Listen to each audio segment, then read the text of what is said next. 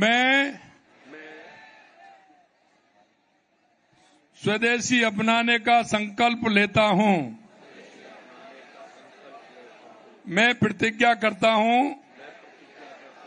कि दैनिक जीवन में यथासंभव भारत में निर्मित वस्तुओं का ही उपयोग कर आत्मनिर्भर भारत बनाने में अपना सहयोग दूंगा।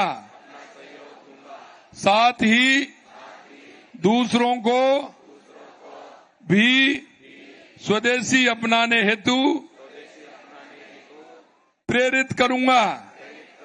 मैं आत्मनिर्भर भारत की एकता का संकल्प लेता हूं। भारत माता की।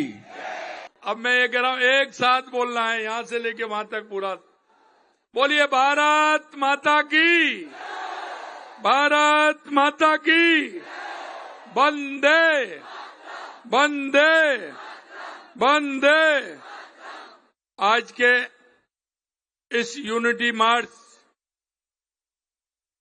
के कार्यक्रम में मंच पर विराजमान कैबिनेट में मेरी साथी उप मुख्यमंत्री श्रीमती दिया कुमारी जी, कैबिनेट में मेरे दूसरे साथी युवा एवं खेल मंत्री कर्नल राज्यवर्धन सिंह जी राठौर साहब, हमारे राज्यसभा के सांसद पार्टी के वरिष्ठ नेता श्री घनश्याम तिवारी जी, हमारी जयपुर की लोकप्रिय सांसद मंजू शर्मा जी, हमारे पार्टी के वरिष्ठ नेता और विधायक भाई कालीचरण जी सराफ साहब, इस कार्यक्रम के संयोजक भाई जितेंद्र गोठवाल जी, पार्टी के महामंत्री और विधायक हमारे युवा विधायक भाई कैलाश वर्मा जी, हमारे विधायक भाई गोपाल शर्मा जी, बाल मुकुंदाचार्य जी, हमारे पूर्व राज्यसभा सांसद नारायण पंचारिया जी, युवा मोर्चा के प्रदेश अध्यक्ष अंकित चेची जी,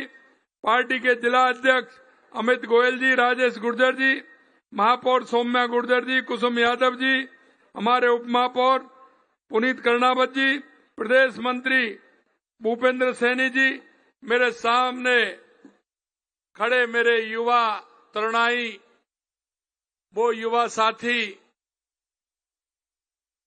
जो आगे विकसित भारत का निर्माण करने में अपनी भूमिका निभा रहे हैं, ऐसे मेरे सभी युवा साथियों, हमारे सभी अधिकारीगण, मीडिया के साथियों, मेरे प्यारे भाई और बहनों, आज हम सभी सरदार वल्लभ भाई पटेल की 150वीं जयंती मना रहे हैं।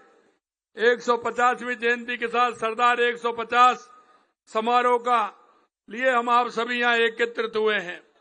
मैं आपके माध्यम से सबसे पहले तो मैं ऐसे लौह पुरुष सरदार वल्लभ भाई पटेल जी, जिन्होंने देश की एकता और अखंडता के लिए जिस तरह से उन्होंने देश की और एकता अखंडता के लिए काम किया और उन्होंने राष्ट्र निर्माण का काम किया, ऐसे में महापुरुष को उनके चरणों में वंदन करता हूं, अभिनंदन करता हूं और आप सभी के माध्यम से राजस्थान की जनता को उनके जन्मदिन के अवसर पर बहुत बहुत शुभकामनाएं देता हूं और उनके चरणों में पुष्पार्पित करता हूं। मित्रों, वो आधुनिक भारत के शिल्पकार थे। उन्होंने जिस तरह से बिखरे हुए भारत के टुकड़ों को जोड़कर एक सशक्त राष्ट्र बनाने में निर्माण दिया। मित्रों, आजादी के बाद हमारा देश विभिन्न रियासतों में बटा हुआ था। देश में कई चुनौतियां थी, लेकिन उन चुनौतियों का स्वीकार करते हुए चारों तरफ जिस तरह से अलग अलग रियासतें अलग अलग स्वतंत्र रहना चाहती थी, लेकिन सरदार वल्लभ भाई पटेल ने, क्योंकि उनका नाम लौह पुरुष सरदार वल्लभ भाई पटेल, जिन्होंने एकीकृत का काम किया, जिसके परिणाम स्वरूप आज आधुनिक भारत की परिकल्पना संभव है। और आप देख सकते उस परिकल्पना को आगे बढ़ाते हुए हमारे देश के यशस्वी प्रधानमंत्री नरेंद्र मोदी जी काम कर रहे हैं। आज जब हम सभी उस महापुरुष की 150वीं जयंती पर याद करने के लिए आए हैं, निश्चित रूप से मैं कहना चाहता हूं, दृढ़ इच्छा शक्ति से ही राष्ट्र निर्माण की धुरी होती है। साथियों, जब हमारा देश 1947 में आजाद हुआ था, तो एक तरफ तो खुशी थी और एक तरफ विभाजन का दर्द भी था, लेकिन उसमें भी रियासतें बटी हुई थी। कोई रियासत कहीं जाना चाहती थी, कहीं पाकिस्तान में मिलना चाहती थी, लेकिन सरदार वल्लभ भाई पटेल जी ने उस चुनौती को स्वीकार किया और स्वीकार ही नहीं किया, उन्होंने चुनौतियों को स्वीकार करते हुए 560 रियासतों को, जिनमें हर एक अपने आप में स्वतंत्र इकाई थी, उसको एकीकृत करने का काम किया था। इनमें से कुछ राजा अपनी रियासतों को स्वतंत्र राष्ट्र बनाने के सपने भी देख रहे थे, तो कुछ पाकिस्तान में शामिल होने की योजना बना रहे थे। ऐसे में अगर कोई कमजोर नेता नेतृत्व कर रहा होता तो आज शायद भारत का नक्शा कुछ और होता। लेकिन मैं कहना चाहता हूं, ऐसे सरदार पटेल ने जिस तरह से काम किया, और आपने देखा होगा, लेकिन सरदार पटेल ने अपनी कुशल नेतृत्व से मानव इतिहास में एकीकरण का सबसे बड़ा चमत्कार है। यह दुनिया का सबसे बड़ा चमत्कार सरदार वल्लभ भाई पटेल जी ने किया था। मैं आपको कहना चाहता हूं कि सरदार पटेल की खासियत, वह केवल एक हृदय से कोमल, इरादों से कठोर ही नहीं थे, बल्कि दूरदर्शी थे। और उन्होंने रियासतों को, राजाओं को समझाया कि एक संगठित रहेंगे, संयुक्त भारत में ही उनका और उनकी प्रजा का भविष्य सुरक्षित है। कुछ राजाओं ने सुरक्षा से विलय किया तो कुछ को राजनीतिक दबाव के और माननीय सरदार पटेल जी के कठोर निर्णय के कारण उनको एकीकृत किया था। जूनागढ़ के नवाब पाकिस्तान में शामिल होना चाहते थे, लेकिन जबकि वह स्वतंत्र भारत के साथ रहना, वहां की जनता स्वतंत्र भारत के साथ रहना चाहती थी, जिसके कारण वह नवाब वहां की हिंदू आबादी पर अत्याचार कर रहा था। सरदार पटेल ही थे जिन्होंने उसको एक साथ करके उनको भारत में मिलाने का काम किया। जूनागढ़ को उन्होंने सेना भेजकर ऑपरेशन पोलो चलाया और 48 घंटे के अंदर हैदराबाद को भारत का अंग बनाने का काम हमारे सरदार वल्लभ भाई पटेल जी ने किया। लेकिन साथियों, सरदार पटेल की सबसे बड़ी उपलब्धि ये नहीं थी, उन्होंने नक्शे पर रेखाएं खींची कि कई रियासतों को भारत में मिलाया।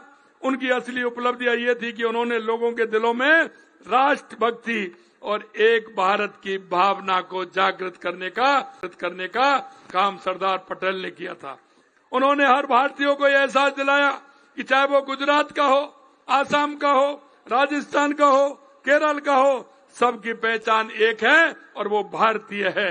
उन्होंने कहा था कि हमारा लक्ष्य संयुक्त भारत है, जो अपनी विविधता में एकता का प्रतीक होगा। ये विचार आज भी उनके प्रासंगिक है। मित्रों, मैं एक बात आपसे कहना चाहता हूं, आज के मौके पर एक बात कहना चाहता हूं, सरदार पटेल ने सिर्फ एक रियासत जम्मू कश्मीर को दूसरे के भरोसे छोड़ा था, और वो आप भी जानते हैं किसके भरोसे छोड़ा था। लेकिन वहां भी आपने देखा कि वो एक रियासत ऐसी जो धारा 370 लगाने का काम किया, लेकिन देश के यशस्वी प्रधानमंत्री नरेंद्र मोदी जी ने सरदार वल्लभ भाई पटेल जी का सपना पूरा किया और आज जम्मू कश्मीर में धारा 370 हटा करके देश के यशस्वी प्रधानमंत्री नरेंद्र मोदी जी ने उसको देश में पूर्ण रूप से अभिन्न अंग बनाने का काम किया। यह सरदार पटेल के मायने में सच्ची श्रद्धांजलि है।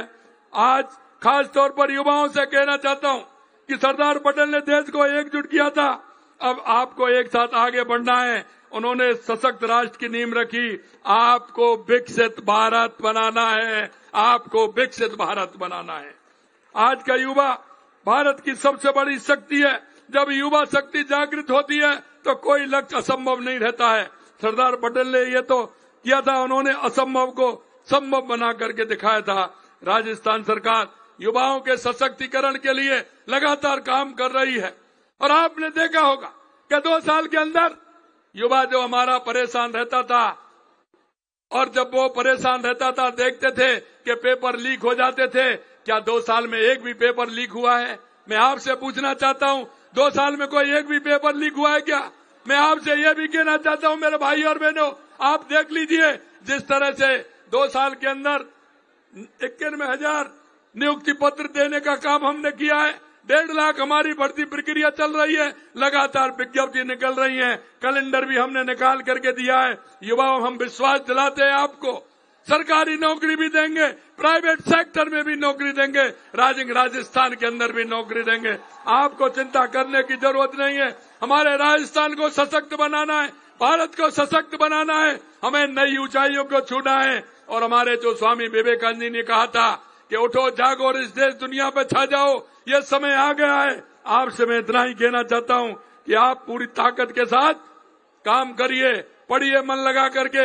हमारी सरकार पूर्ण रूप से युवाओं के साथ है।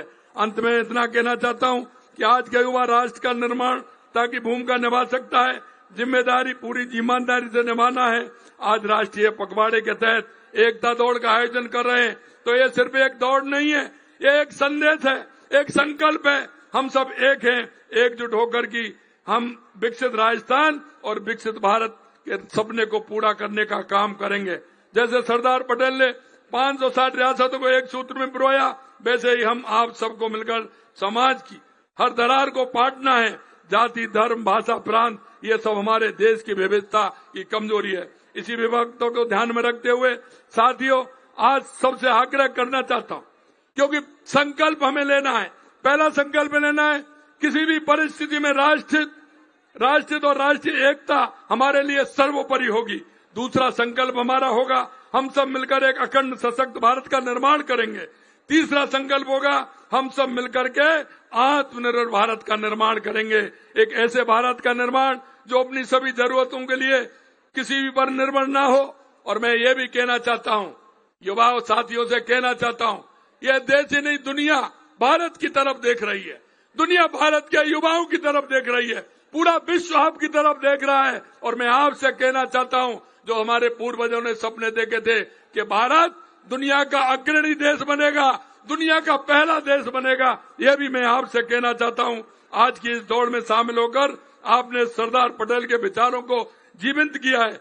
इस दौड़ में शारीरिक नहीं बल्कि मानसिक भी एकता की और विकास की और सशक्त भारत की ओर ये हमारी दौड़ है। मैं राष्ट्रीय एकता अखंडता में भाग लेने के लिए आप सभी का हृदय से धन्यवाद देता हूं। आइए हम सब मिलकर सरदार पटेल के सपनों को, भारत को साकार करें और हम देश के यशस्वी प्रधानमंत्री नरेंद्र मोदी जी के नेतृत्व में हम भारत को दुनिया में एक नंबर का बनाने का काम हम करेंगे। इसी आशा और विश्वास के साथ पुनः आप सभी को सरदार पटेल की जयंती की बहुत बहुत शुभकामनाएं। जय भारत, जय राजस्थान। आप सभी को बहुत बहुत धन्यवाद।